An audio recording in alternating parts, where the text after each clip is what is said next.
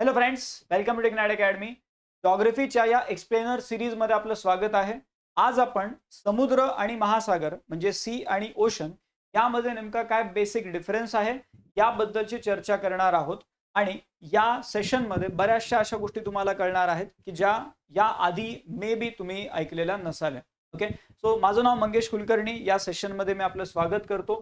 समुद्र आणि महासागर या दोन गोष्टींमधला फरक भूगोलाच्या दृष्टीने जर बघितलं तर खूप जास्त महत्वाचा राहतो. त्यासोबतच पर्यावरणाच्या दृष्टीने, त्यासोबतच इंटरनॅशनल रिलेशन्सच्या दृष्टीने प्रत्येक ठिकाणी आपल्याला हा जो मुद्दा आहे हा बऱ्यापैकी एक सेंटर स्टेजला आलेला बघायला मिळतो. सो एक एक करून आपण बघू की नेमका काय फरक आहे. समुद्र आणि महासागर म्हणजे ओशन, महासागर आणि सी म्हणजे समुद्र. दिसायला काही अशा दिसतोय ओशन, आणि समुद्र जो तो दिसायला काही असा दिसतोय. आता आकाराच्या दृष्टीने जर बोललो आपण तर खूप मोठा आहे महासागर, आणि तुलनेने समुद्र जो आहे तो छोटा आहे. राईट, आकाराच्या दृष्टीने महासागर जो आहे नावातच आहे महासागर, त्यामुळे तो मोठा आहे. समुद्र तुलनेने छोटा आहे. जर खोलीच्या दृष्टीने बघितलं आपण, त्याची जी डेप्थ आहे त्या दृष्टीने जर बघितलं तर तुमचा जो ओशन आहे तो खोलवर राहतो, डीप राहतो, आणि समुद्र जो आहे तो तुलनेने कमी खोल राहतो, म्हणजे शॅलो राहतो. राईट, तुलनेने आपण म्हणायला. राईट, तिसरं जे आहे लोकेशन, म्हणजे तुमचा जो ओशन आहे आणि सी आहे यांच्या लोकेशन नुसार जर आपण बघितलं तर ओशन जो आहे this is a vast open body of salt water which is covering most of the earth. Right, एक मोठ्या प्रमाणात पाण्याचा साठा असलेली ही एक वॉटर बॉडी. राईट, आणि हे पूर्ण आपल्याला पृथ्वीवरती बघायला मिळते. असं पण आहे की टोटल जो पृथ्वीचा भाग आहे त्याच्या 71% भाग हा ओशनने व्यापलेला आहे.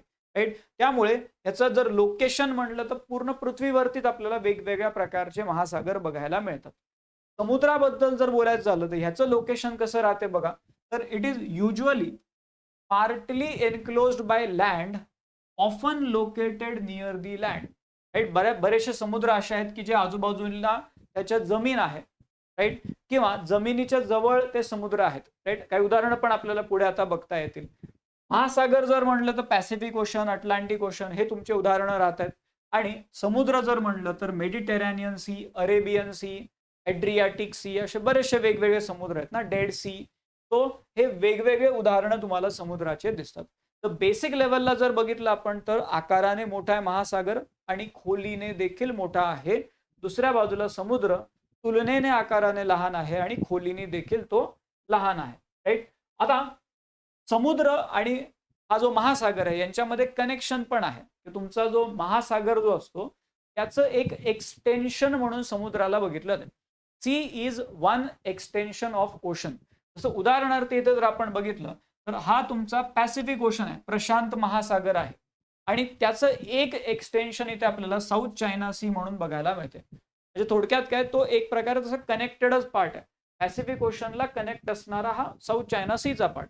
इकडे जर आपण आलो, हे अटलांटिक ओशन आहे, त्याला जोडला गेलेला हा कॅरिबियन सीचा पार्ट आहे. So we can say that Caribbean Sea is extension of Atlantic Ocean. Okay, आणि तो एक भाग इथे पण ते सांगतात की seas are generally smaller part of ocean. ठीक आहे, ओशनचाच घटक आहे पण त्याचं एक एक्सटेन्शन म्हणून बघितलं जाते. राईट, सो हे दोन उदाहरणं आपल्याला यामध्ये दिसतात. आता नेमके कोणते कोणते महत्वाचे आपले ओशन्स आहेत? 5 ओशन्स आहेत आपल्याकडे. राईट, 5 महासागर आहेत. सगळ्यात पहिला जो आहे तो म्हणजे पॅसिफिक ओशन. कसा असतो? गोल आकाराचा असतो. सगळ्यात मोठा महासागर कोणता विचारलं तर पॅसिफिक ओशन आहे, आणि मोठ्या प्रमाणात इथे आपल्याला जहाजांचे ट्रॅफिक बघायला मिळते. नंतर अटलांटिक ओशन आहे. अटलांटिक ओशन कसं आहे? असा एस आकाराचा आहे. एस आकाराचा महासागर कोणता? तर अटलांटिक ओशन आहे. त्यासोबतच इथे देखील आपल्याला मोठ्या प्रमाणात ट्रॅफिक बघायला मिळते. का? कारण इकडे अमेरिका आणि युरोप, ठीक आहे, हे वरती युरोप, या दोन भागांना जोडणारा पाण्याचा पार्ट आहे, त्यामुळे जहाज वगैरे ये जा करत राहतात. राईट, तो एक भाग झाला. नंतर आपण बघितलं साऊदर्न ओशन आहे, जे तुमच्या अंटार्क्टिकाच्या अवतीभोवती जे महासागराचा भाग आहे तो साऊदर्न ओशन आहे. हे तिसरा तुमचा महासागर झाला. चौथा कोणता आहे तुमचा? Arctic ocean. सगळ्यात छोटा महासागर कोणता? सगळ्यात मोठा म्हणलं तर कोणता आहे? पॅसिफिक आहे. सगळ्यात छोटा जर म्हणलं तर आर्क्टिक ओशन आहे. जो नॉर्थ पोलच्या अवतीभोवती आपल्याला बघायला मिळतो. बर्फाने व्यापलेला असा तो भाग राहतो. आणि Indian Ocean, right, Indian Ocean असा एकच महासागर जो एका देशाच्या नावाने आहे, राईट, तो कोणता तर इंडियन ओशन. असे टोटल 5 आपल्याला काय बघायला मिळतात तर महासागर बघायला मिळतात. इंडियन ओशनचा आकार जवळपास त्रिकोणी आहे. अटलांटिक ओशनचा एस शेप आकार आहे. पॅसिफिक ओशनचा आता पूर्ण याला कंप्लीट केला आपण तर गोल आकार आहे. ठीक आहे, रफली गोल आकार आहे पॅसिफिक ओशनचा. आता याच्यामध्ये आपल्याला हे सिक्वेन्स वाईज पण विचारलं जात असते परीक्षांमध्ये, किंवा तुमचा इन टर्म्स ऑफ एरिया आणि इन टर्म्स ऑफ व्हॉल्यूम ओशनचा सिक्वेन्स कसा आहे. तर सगळ्यात मोठा एरिया हा पॅसिफिक ओशनचा आहे. आणि सेम सिक्वेन्स इथे खाली पण आहे, म्हणजे वेगवेगळं जरी असलं किंवा इन टर्म्स ऑफ एरिया आणि इन टर्म्स ऑफ व्हॉल्यूम इथे हे वेगवेगळे आपण मुद्दे बघतोय, पण सिक्वेन्स सेम आहे, राईट. एरियानुसार आणि व्हॉल्यूमनुसार सिक्वेन्स सेम आहे. पहिल्या नंबरला येते पॅसिफिक ओशन, दुसऱ्याला येते अटलांटिक ओशन, तिसऱ्याला येते इंडियन ओशन, चौथ्याला साऊदर्न ओशन आणि पाचव्याला आर्क्टिक ओशन.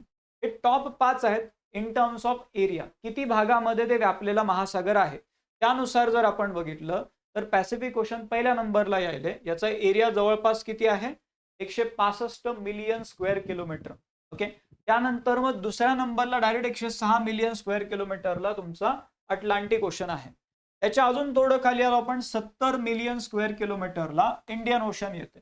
मग बाकी 21 मिलियन स्क्वेअर किलोमीटरला साऊदर्न ओशन आणि 15 मिलियन स्क्वेअर किलोमीटरला आर्क्टिक ओशन. असे आपल्याला हे 5 नावं बघायला मिळतात. म्हणजे त्या महासागरामध्ये पाणी किती आहे in terms of volume of water same sequence आहे बघा. पॅसिफिक ओशन जे आहे त्याच्यामध्ये सगळ्यात जास्त पाणी आहे. दुसऱ्या नंबरला अटलांटिक ओशन, तिसऱ्याला इंडियन ओशन, चौथ्याला साऊदर्न ओशन आणि पाचव्याला आर्क्टिक ओशन. आता याला लक्षात ठेवायच्यासाठी ट्रिक काय राहू शकते तर पैसा. ठीक आहे, पैसा म्हणल्यावर सगळ्यांना लक्षात राहील व्यवस्थित. ओके, तो पैसा, तो म्हणजे काय, म्हणजे पी म्हणजे काय पॅसिफिक, ए म्हणजे अटलांटिक, आय म्हणजे इंडियन, एस म्हणजे साऊदर्न आणि ए म्हणजे आर्क्टिक. ठीक आहे, सो हे आपल्याला सिक्वेन्स माहिती असला पाहिजे. आता हे झालं महासागरांबद्दलचं. समुद्राचे पण क्लासिफिकेशन बनत असत. तसं 3 आपल्याला मेन क्लासिफिकेशन जे राहू शकतात, एक तर मार्जिनल सी, दुसरा मेडिटेरेनियन सी आणि तिसरा इनलँड सी. ठीक आहे, 3 प्रकार आहेत. मार्जिनल सी म्हणजे काय तर this is located along the margin or edges of ocean and partly enclosed by land. ठीक आहे, म्हणजे या ओशनच्या एज वरती हे लोकेटेड आहे आणि आजूबाजूला पूर्ण जमीन आहे. ठीक आहे, this is partly enclosed by land but this is located on the margins of ocean. Okay, आता इथे उदाहरण जर म्हणलं आपला अरेबियन सी जो आहे, अरबी समुद्र जो आहे तो बेसिकली या मार्जिनल सीचे एक उदाहरण आहे, कारण it is located on the margin of Indian ocean and it is partly surrounded by land. इथं भारत आहे, इराण आहे, ओमान आहे, हे सगळं आजूबाजूला आपल्याला जमिनीचा भाग बघायला मिळतो. पहिला प्रकार हा राहतो मार्जिनल सी वाला. दुसरा एक प्रकार आहे मेडिटेरेनियन सी. आपण म्हणतो की मेडिटेरेनियन सी जे आहे हे तर एक समुद्राचं नाव आहे, हा थोडी प्रकार आहे, राईट. हे तर एक्झाम्पल आहे, पण ऍक्च्युअल मध्ये क्लासिफिकेशन करताना मेडिटेरेनियन सी हा एक समुद्राचा प्रकार देखील राहतो. त्याचा अर्थ काय राहतो तर हा असा समुद्र असतो Mediterranean Sea which is almost surrounded by land and connected to ocean through narrow strait. हा जवळपास जमिनीने वेढला गेलेला आहे आणि ओशनला तो कनेक्ट होतोय एका निमुळत्या सामुद्रधुनीनी म्हणजे स्ट्रेटनी. इथे जर उदाहरण आपण बघितलं मेडिटेरेनियन सी वालं, तर मेडिटेरेनियन सी हे ऍक्च्युअल मध्ये जो समुद्र आहे तो आपण बोलतोय. आजूबाजूला बघा पूर्ण जमीन आहे, राईट. आणि इकडे काय आहे तुमचं या भागामध्ये अटलांटिक ओशन आहे, अटलांटिक ओशन आहे, राईट. आणि हा जो मेडिटेरेनियन सी आहे हा अटलांटिक ओशनला जोडला गेलेला आहे through this Strait of Gibraltar, right. So हे एक उदाहरण झालं मेडिटेरेनियन सी या प्रकाराचं एक उदाहरण आहे मेडिटेरेनियन सी. पण अजून पण राहतात, जसं ब्लॅक सी एक उदाहरण आहे, तो या प्रकारामध्ये येतो. बाल्टिक सी जो आहे, बाल्टिक सी हे देखील याचं एक उदाहरण आहे. ओके, तर दुसरा प्रकार. तिसरा काय असते इनलँड सी. इनलँड सी म्हणजे काय तर हा अशा प्रकारचा समुद्राचा भाग आहे which is almost completely enclosed by land with very little or no direct connection with the ocean. ठीक आहे, म्हणजे एकदमच म्हणजे आसपास कोणत्याही महासागरासोबत त्याचं कनेक्शनच नाही, अशा प्रकारचा जो समुद्र आहे त्याला आपण इनलँड सी म्हणतो. उदाहरणार्थ इथे तुम्हाला कॅस्पियन सी बघायला मिळतो. कॅस्पियन सी, कॅस्पियन सी तर असा आहे जो लँडलॉक्ड आहे, म्हणजे त्याचं कुठल्याही बाजूने महासागरासोबत कोणतंही कनेक्शन नाही. राईट, त्याला आपण काय म्हणतो तर इनलँड सी म्हणतो. Right, inland sea. बऱ्याचदा काय होतं ना, या आजूबाजूला कोणते देश आहेत तसा प्रश्न ते विचारत असतात. ओके, आता समुद्र आणि महासागर याबद्दल बोलताना अजून एक मुद्दा काय येतो, किंवा नेमकं कोणाची सलायनिटी किती आहे. तर तुमचा जो समुद्र असतो ना, समुद्राची सलायनिटी जी आहे, क्षारता जी आहे ती खूप जास्त राहते तुमच्या महासागराच्या तुलनेमध्ये. ओके, सो समुद्राची सलायनिटी जास्त राहते, हायर सलायनिटी. असं का राहते? कारण सलायनिटी जे आहे ते इथे जास्त असण्यामागे कारण राहते इथे होणारं इव्हॅपोरेशन. जेवढं जास्त त्या पाण्याचं बाष्पीभवन होणार तेवढं त्या पाण्याची सलायनिटी वाढत राहणार. ओके, तो एक भाग आहे. इथे होतं काय अजून, किंवा महासागर जे आहेत त्याचे ओशन करंट फ्लो होत राहतात ना. ओशन करंट, ओशन करंटमुळे काय होते, पाणी जे आहे ते कंटिन्युअसली तिथे मुव्हिंग कंडिशन मध्ये राहणार आहे आणि त्यामुळे सलायनिटी बॅलन्स होत राहणार आहे महासागरामध्ये. तसं इथे होत नाही समुद्रामध्ये. समुद्रामध्ये वॉटर एक्सचेंज जे आहे ते मिनिमम राहते आणि वॉटर एक्सचेंज मिनिमम राहिल्यामुळे सलायनिटी जे आहे ते तेवढं, ते तिथलं जे क्षार आहे त्या पाण्यामधलं ते तेवढं डायल्यूट नाही होत. इवन रिव्हर इनफ्लो जो आहे, नद्या या समुद्राला येऊन मिळतात आणि त्या नद्यांमध्ये असलेले जे डिझॉल्व्ड मिनरल्स आहेत ते या समुद्रामध्ये येऊन मिक्स होऊन जातात. त्यामुळे पण सलायनिटी वाढण्याची शक्यता तिथे राहते. उदाहरण जर याचं म्हणलं तर डेड सी नावाचा हा जो एक एरिया आहे, Dead Sea, Dead Sea is one example जिथे तुम्हाला मोठ्या प्रमाणात सलायनिटी बघायला मिळते. तुम्ही जाऊन उडी जरी टाकली तर समुद्रात तरी तुम्ही डुबणार नाही, एवढ्या मोठ्या प्रमाणात त्याची सलायनिटी आहे. ओके, पण दुसरीकडे आपण आलो महासागरात तर इथे सलायनिटी कमी आहे असं नाही म्हणालो आपण, पण ऍक्च्युअल मध्ये सलायनिटी स्टेबल आहे. ॲव्हरेज काय असते 35 पार्ट्स पर थाउजंड, पीपीटी 35 पार्ट्स पर थाउजंड ही ॲव्हरेज सलायनिटी राहते तुमच्या महासागराची. राईट, आता महासागरामध्ये होतं काय, किंवा ती मेंटेन राहते, ती वर खाली होत नाही, स्टेबल राहते. It maintain a stable average salinity of 35 PPT. आणि हे का बरं होत राहते, कारण जगभरामध्ये थ्रू ओशन करंट, ठीक आहे, ओशन करंट तिथे बऱ्यापैकी पाणी जे आहे ते एक्सचेंज होत राहते. बऱ्याचदा असं होते की एखाद्या भागामध्ये खूप जास्त क्षारता वाढली तर दुसऱ्या भागामधलं पाणी जे आहे ते मिक्स होतंय या भागामधल्या पाण्यासोबत आणि तिथे जे सॉल्ट आहे ते डायल्यूट होऊन जातात. तो रेग्युलरली चालू राहते. जर क्षारता वाढली तर थोड्या वेळाने पाण्यामुळे ते डायल्यूट होऊन जाते. त्यामुळे इथे स्टेबल सलायनिटी राहते ओशनमध्ये. ठीक आहे, समुद्रामध्ये तुम्हाला सलायनिटी जास्त बघायला मिळते, ओशनमध्ये सलायनिटी जे आहे ते मेंटेन राहते.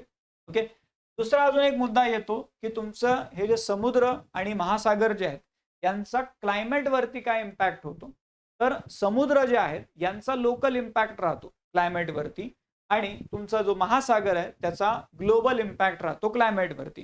म्हणजे काय, तर ओशन जे आहेत हे बेसिकली पूर्ण पृथ्वीवरती जर आपण बघितलं तर एक हीट सिंक म्हणून काम करतात.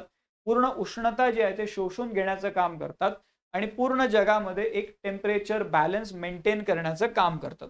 They play major role in global climate regulation by absorbing and distributing solar energy with massive ocean current. Ocean करंटच्या साह्याने सोलार एनर्जी आणि पाणी जे आहे ते डिस्ट्रीब्यूट होत राहते अक्रॉस दी प्लॅनेट. राईट, तो ग्लोबल इम्पॅक्ट आहे क्लायमेट वरती जर बोलायचं झालं महासागराचा. समुद्राचं कसं असते, रिजनल क्लायमेट इम्पॅक्ट राहतो, म्हणजे त्या लोकल एरियामध्ये तिथल्या क्लायमेट वरती प्रभाव राहतो समुद्राचा.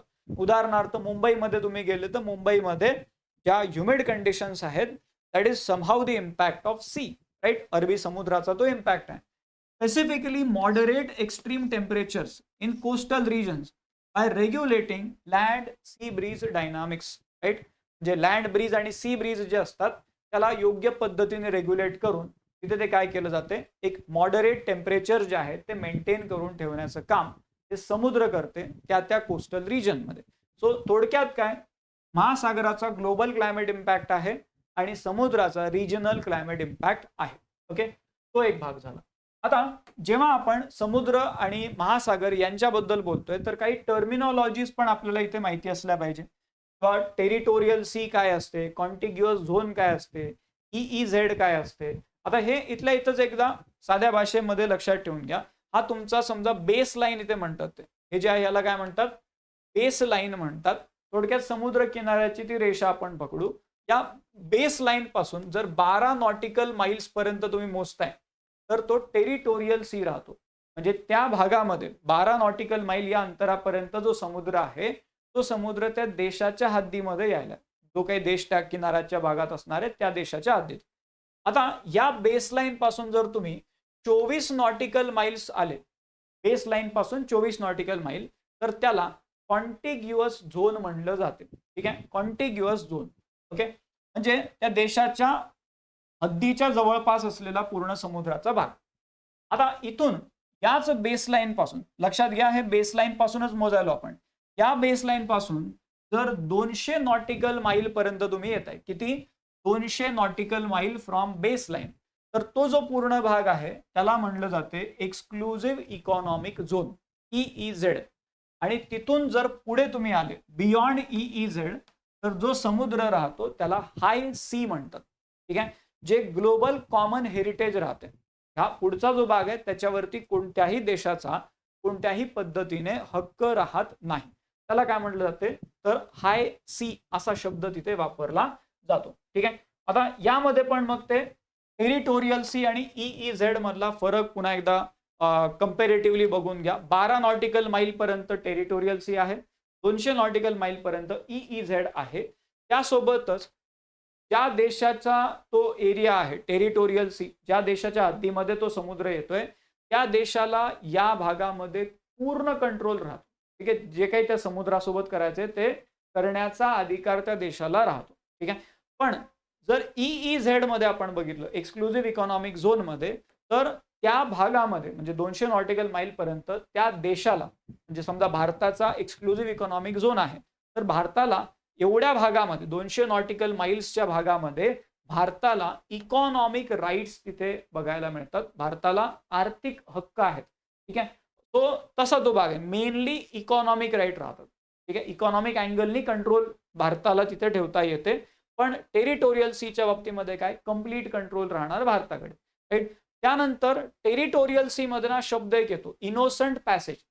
म्हणजे काय, तर हा जो भाग आहे, जरी या भागामध्ये भारताचा पूर्ण कंट्रोल असेल तरी देखील दुसऱ्या देशाच्या जहाजा या भागामधून पास करू शकतात. फक्त पास करताना तुम्ही कोणत्याही पद्धतीने तिथे वॉर शिप वगैरे घेऊन यायचं नाहीये. तर तुमच्या शिपवरती कोणतेही असे वेगळे वेपन्स वगैरे नसले पाहिजे. म्हणजे इनोसंट पॅसेज तुम्ही करू शकता. फॉरेन शिप्स इथून जाऊ शकतात, पण त्या फॉरेन शिपनी कोणत्याही पद्धतीने धोका तयार नाही केला पाहिजे त्या देशासाठी. इनोसंट पॅसेज असं त्याचं नाव आहे. एक्सक्लुझिव्ह इकॉनॉमिक झोन जो आहे तो नेव्हिगेशनसाठी सगळ्या शिपसाठी अलाउड राहतो. Free navigation allowed for all foreign ships here. तिथे फक्त काय, इनोसंट पॅसेज अलाउड राहतो. आणि टेरिटोरियल सी मध्ये आपल्याला, म्हणजे ज्या देशाचा तो टेरिटोरियल सी आहे त्याला फुल एक्सक्लुझिव्ह राईट आहे.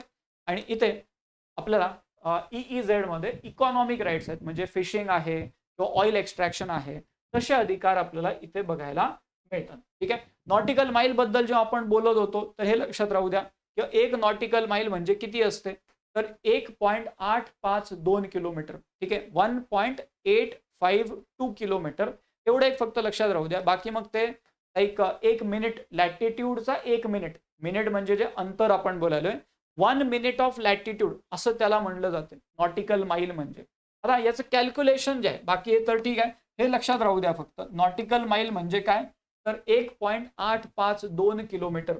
ओके, आता हे कॅल्क्युलेशन कसं राहते बघा. 1 मिनिट लॅटिट्यूडचा 1 मिनिट म्हणजे नेमकं काय म्हणालो आपण, तर पृथ्वीची जी सर्कमफरन्स आहे ती जवळपास 40,000 किलोमीटर आहे.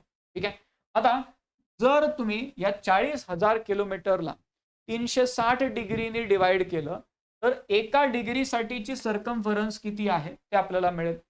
ते किती आहे, 111.11 किलोमीटर. ठीक आहे, एका डिग्रीसाठी.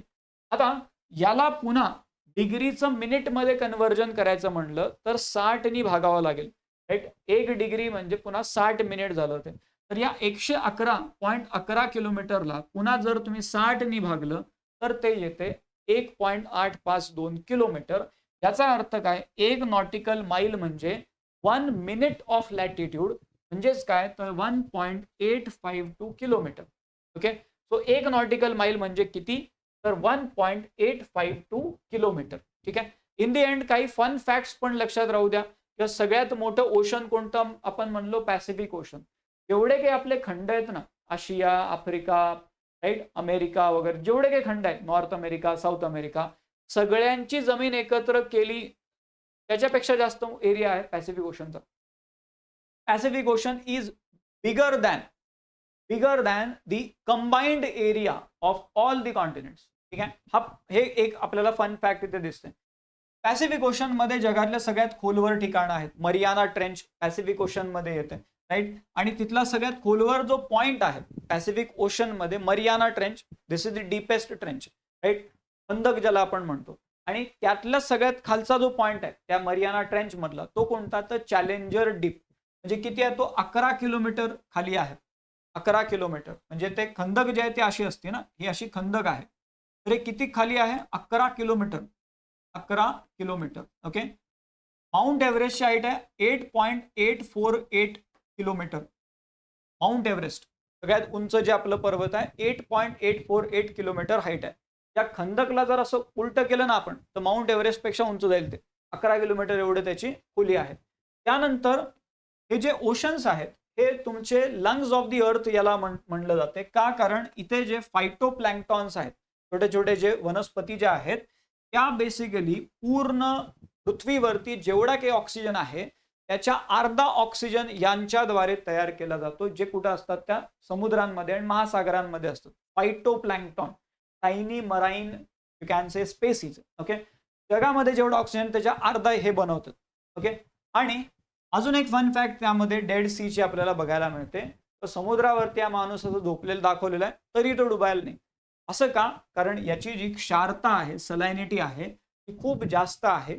त्यामुळे तो व्यक्ती जो आहे तो खाली सिंक न होता फ्लोट करतो, पाण्यावरती फ्लोट करतो, राईट. अशा या गोष्टी आपल्याला इथे बघायला मिळतात. काही फन फॅक्ट्स आपण त्याला म्हणतोय. आता यामध्ये शेवटी काही प्रश्न दिलेले आहेत, हे प्रश्न तुम्ही ट्राय करा आणि कमेंट बॉक्समध्ये उत्तर सांगा. हा UPSC 2008 मधला प्रश्न आहे, किंवा नेमकं माल्टा हे कोणत्या भागामध्ये लोकेटेड आहे, तो एक प्रश्न होता.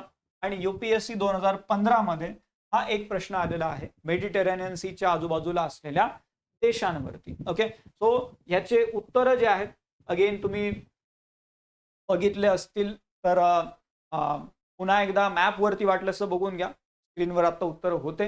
नसतील बघितले तुम्ही तर तुम्ही कमेंट बॉक्समध्ये उत्तर टाईप करून सांगा. ठीक आहे. मेन्समध्ये असे प्रश्न येऊ शकतात. याचं अगेन स्ट्रक्चर जे आहे ते वेगळे, आपण स्ट्रक्चर्स वेगळे पुढे बोलत राहू. पण असा एक प्रश्न पण मेन्सला येऊ शकतो, discuss the importance of ocean in climate regulation and maritime geopolitics. Okay. 15 mark आणि 250 शब्दासाठी असा प्रश्न तुम्हाला परीक्षेमध्ये येऊ शकतो. MPSC म्हणा, UPSC म्हणा, दोन्हीकडे येऊ शकतो. त्यामध्ये आपल्याला मग एक क्लायमेट आणि जिओपॉलिटिक्स त्या दोन अँगलला स्पेसिफिकली डील करणं गरजेचं आहे. आणि त्यामध्ये मग आपण आता जसं बोललो, हे टेरिटोरियल सी, तुमचं EEZ, हाय सी, या सगळ्या गोष्टी ज्या आहेत या तुमच्या जिओपॉलिटिक्सच्या अँगलमध्ये येतील. क्लायमेट, समुद्रामुळे कशा पद्धतीने क्लायमेट इम्पॅक्ट होतो, महासागरामुळे कशा पद्धतीने क्लायमेट इम्पॅक्ट होतो. महासागराबद्दल बोलायचं झालं तर you will also talk about Indian ocean dipole, you will also talk about El Nino and ला लिना. या सगळ्या गोष्टी तुम्हाला या उत्तरामध्ये आणणं गरजेचं राहते. ठीक आहे. सो असा हा पूर्ण भाग आहे समुद्र आणि महासागराचा. बेसिक मुद्दा असला तरी it extend to a lot of deeper things. त्यामुळे व्यवस्थित पद्धतीने हा जो पार्ट आहे तो अनालाइज करणं अत्यंत महत्त्वाचं आहे आपल्याला, UPSC आणि MPSC पूर्व आणि मुख्य परीक्षा दोघांसाठी पण. ओके. सो त्या अनुषंगाने हा एक आपला टॉपिक होता. असेच काही इंटरेस्टिंग गोष्टी घेऊन आपण इथून पुढे देखील भेटत राहू. आता आपण थांबू इथे. Thank you very much.